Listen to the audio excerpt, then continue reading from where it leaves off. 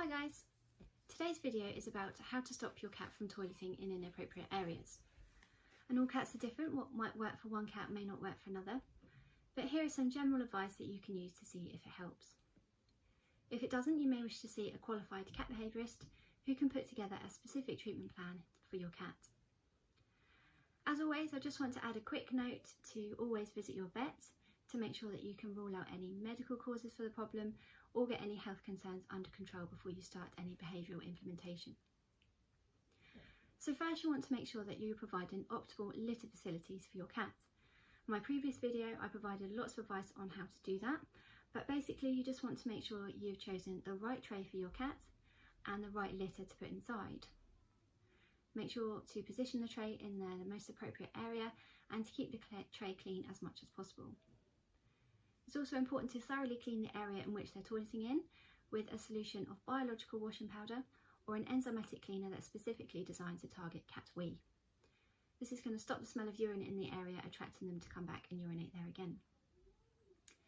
If your cat urinates in the same particular area of your home every time, it probably means that this is the area that they feel most comfortable toileting in. So if they could choose, this is where they'd prefer their tray to go. If this is the case, put the litter tray here. And normally cats prefer to use a litter tray over the carpet if the option is there. So by placing the litter tray here, it should encourage them to use that rather than the floor. If it's not a convenient location for a litter tray, then put it here temporarily, and once they're using it reliably, you can gradually move it to your preferred location. And you might have to do this really slowly, perhaps inch by inch, so they barely even notice it moving, but that's to make sure that they don't ditch the tray and go back to their favourite area.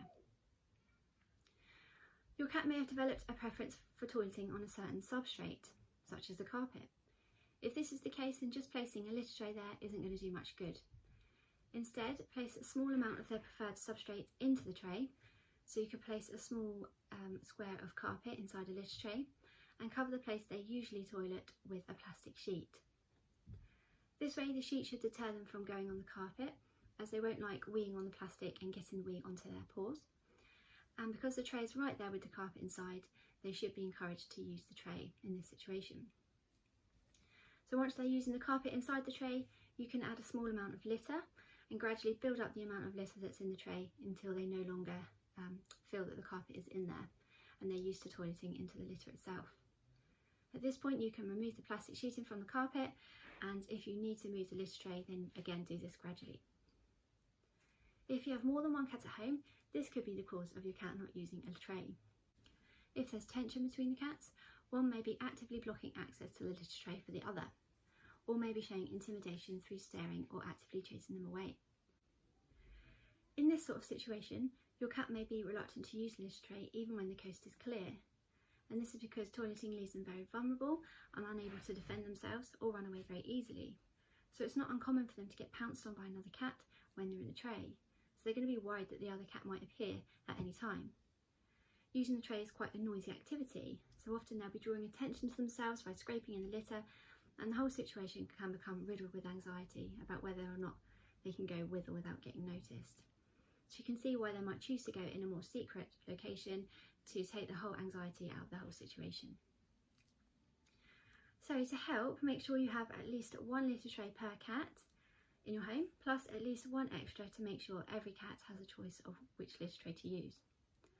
Put them in different locations so they can really avoid each other and to use them without feeling like they've been put in the spotlight. A hooded tray can help them feel more secluded, and add in extra high places for the cats to walk and rest to expand the territory and add space between them.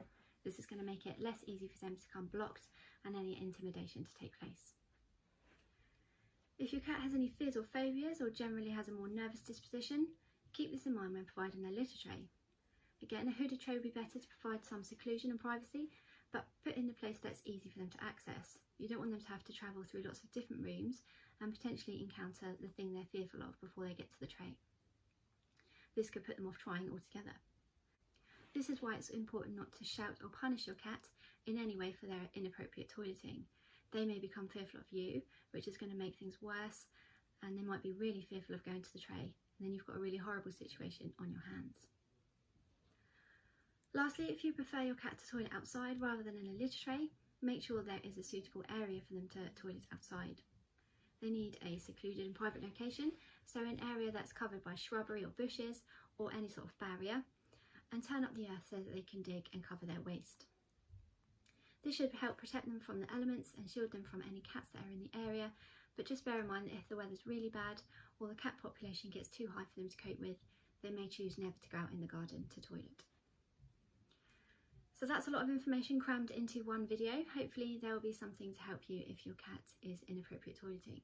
If not, please do get in touch and we can talk things through, or we can book a consultation. Thank you for listening, and I'll see you next time.